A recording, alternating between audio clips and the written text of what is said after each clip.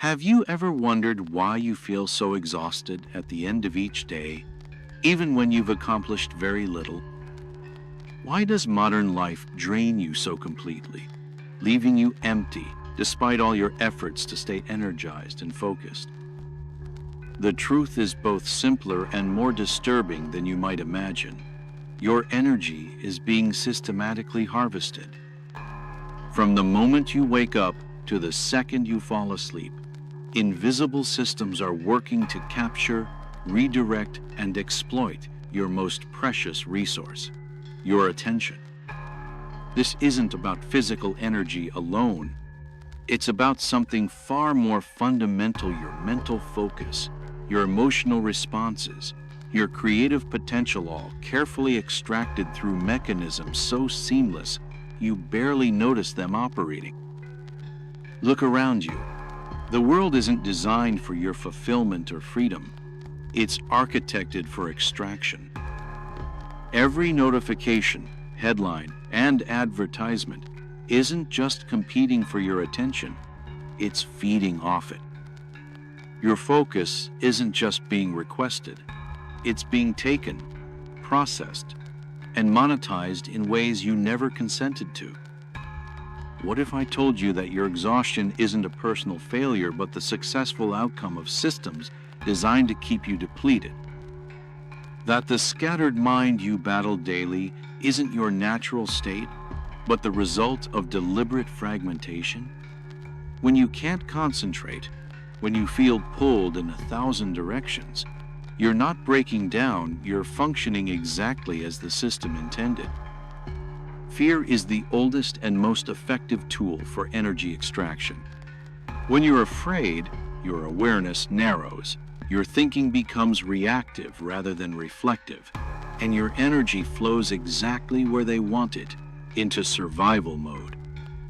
Every breaking news alert, each new threat, every crisis, real or manufactured, serves the same purpose: to keep you perpetually anxious, perpetually vigilant, perpetually drained. Notice how crisis after crisis demands your immediate attention, creating an endless loop of urgency that never resolves. This isn't accidental. A population in constant fear doesn't question, doesn't create, doesn't resist it, simply reacts, exactly as programmed. But fear is just the foundation. Upon it, they've built the cathedral of consumerism, a system that convinces you that the emptiness you feel can be filled with things.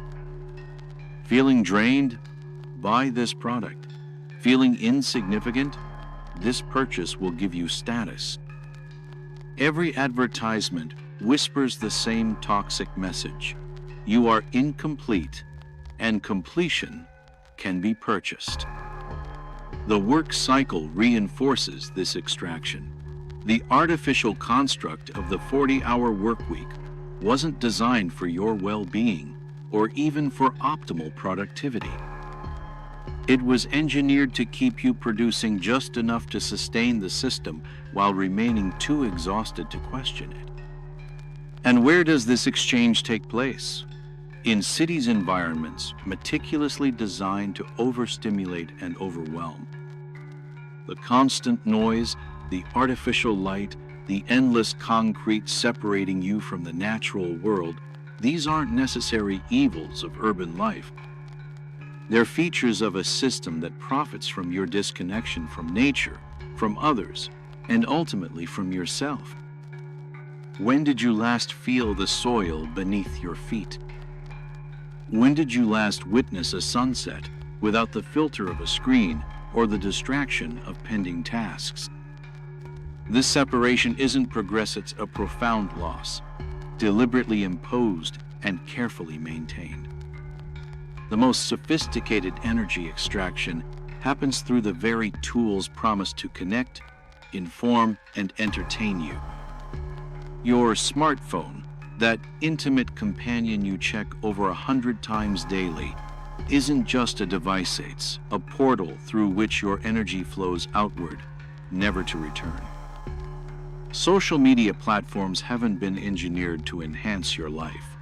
They've been optimized to capture your attention and never release it.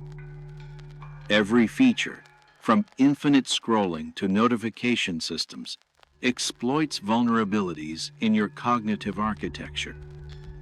The dopamine hits from likes, the outrage from provocative content, the fear of missing out, these aren't bugs in the system. They are the system. Consider how these platforms make you feel after extended use.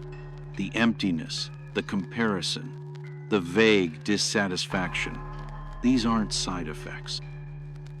They're the intended outcome of tools designed to keep you engaged through emotional manipulation, perpetually consuming but never fulfilled. Even the entertainment you turn to for escape serves the same master. Streaming services don't just offer content, they offer carefully calculated dopamine management systems. Autoplay features, curated recommendations, and binge-worthy show structures aren't designed to serve your enjoyment. They're engineered to eliminate the space between consumption, the moments of silence where reflection might occur. And then there's music, perhaps, the most subtle energy extraction mechanism of all. The frequencies dominating modern popular music often operate at discordant vibrations that create subtle states of anxiety or aggression. The lyrical content celebrates values that keep you trapped in cycles of consumption, competition, and superficial connection. What appears as cultural expression is often sophisticated programming, designed to keep you operating at vibrational frequencies that make you easier to influence and control. Think about how you feel after hours of scrolling, streaming, or consuming contemporary media. The mental fog, the emotional drainage, the strange emptiness, these aren't coincidental. They're the evidence of successful energy extraction, harvested one click, one view, one listen at a time. Reclaiming your energy begins with a radical act of awareness, recognizing that your attention is not just valuable but sacred. It is the raw material from which you craft your existence. Where your attention goes, your energy flows, and your life grows. The first step toward liberation is information detox. Begin to consciously limit your exposure to fear-driven narratives. News, social media, and entertainment designed to trigger emotional responses aren't informing you, they're farming you. Create boundaries around when and how you consume information. Notice the resistance you feel when stepping away. That uncomfortable pull is evidence of how deeply the hooks have been set. Next, redirect your reclaimed energy toward creation rather than consumption. The system needs you to remain a passive receiver, not an active creator. When you make something any, you reverse the flow. Reconnection with nature isn't just pleasant, it's revolutionary. When you place your bare feet on the earth, you're not just relaxing, you're rewiring your nervous system. When you synchronize your breath with the rhythm of waves or wind, you're not just relaxing, you're rewiring your nervous system to resist the constant state of alarm the modern world induces. Simplify your physical environment. Each possession demands a fraction of your attention to maintain, to organize, to worry about. As you clear physical space, notice how mental space naturally expands. Practice presence. The present moment is the only place where your energy is truly yours. The system requires your mind to be either in the future, anxiety, planning, desire, or the past, regret, nostalgia, trauma. Simple practices of mindfulness anchor you in the now. Simple practices of mindfulness, observing your breath, feeling sensations in your body, noticing the details of your environment, anchor you in the now. where energy extraction cannot reach. Cultivate deep connections, authentic human relationships that aren't mediated through screens or defined by consumption. Create fields of energy that nourish rather than deplete. A single genuine conversation contains more life force than hours of social media interaction. Who truly sees you? With whom can you be fully present? These connections are not luxury. They are essential infrastructure for your energetic integrity. This isn't metaphorical, it's the literal mechanism by which your reality is constructed. Whether through writing, cooking, building, growing, or any act that transforms potential into reality, you become the generator rather than the battery. As you reclaim your energy, something remarkable begins to happen. The world doesn't change, but your experience of it transforms completely. Colors appear more vivid, sensations more acute, moments more meaningful. This isn't mystical, it's what existence feels like when your energy circulates within your own system rather than being constantly drained away. You begin to recognize that true wealth isn't measured in possessions or status, but in attention quality. How present can you be? How deeply can you engage with your actual lived experience?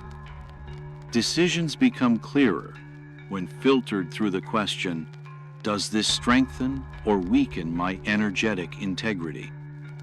The word no becomes not just a boundary but a sacred act of energy conservation. You notice how others remain trapped in patterns of energy, depletions, the constant checking of phones, the anxious consumption of news, the endless pursuit of external validation. You don't judge this, recognizing that you too were once caught in the same systems. Instead, you cultivate compassion. Your relationship with time transforms. The rushed, breathless quality of modern existence gives way to a more spacious experience. You find yourself naturally aligning with deeper rhythms, the cycles of day and night, the turning of seasons, the natural ebbs and flows of creative energy. As your energy becomes more consolidated, your impact paradoxically expands. Words carry more weight. Actions create more significant ripples. Presence becomes a tangible force felt by those around you. You accomplish more by doing less, because what you do emerges from a place of concentrated power rather than diffused effort. How completely can you inhabit each moment? These become the metrics that matter, replacing the artificial scorecards of social media metrics, career advancement, or material accumulation. This journey of reclaiming your energy isn't just personal, it's revolutionary. Every individual who steps out of the energy harvesting systems weakens their hold on collective consciousness. Share what you've discovered, not through preaching but through embodiment. Let others witness what a human being looks like when operating on their own energetic terms. Create or join communities centered around energy, awareness, and reclamation. Together, we can develop new systems of living, working, and connecting that nourish rather than deplete. Challenge the structures that profit from energy extraction when opportunities arise. Divest your energy from systems that deplete and invest it in alternatives that regenerate. Remember that the most radical act is often the simplest. Being fully present, fully alive, fully in possession of your own energy in a world designed to fragment, numb, and extract. For the next 24 hours, I invite you to become a scientist of your own energy. Notice where it flows, what depletes it, what replenishes it. Each time you catch yourself being pulled into reaction or mindless consumption, gently bring your attention back to your center. The choice is yours. Will you continue to have your most precious resource harvested by systems that don't serve you? Or will you reclaim what has always been rightfully yours? Your attention, your energy, your life force, your power. Your liberation begins with a single conscious breath. Take it now.